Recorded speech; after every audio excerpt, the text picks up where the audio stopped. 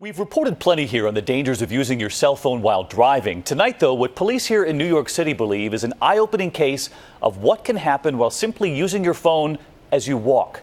Here's ABC's Ryan Smith. Just days ago, a woman accidentally fell onto New York City subway tracks as a train was approaching. The train stopped, but not before hitting the woman.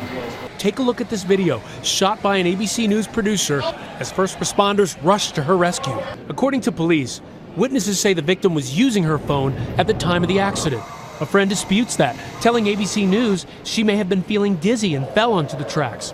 A family member reached by ABC News declined to comment. But as authorities try to piece together what really happened, the case could highlight what police say is a growing danger: texting while walking.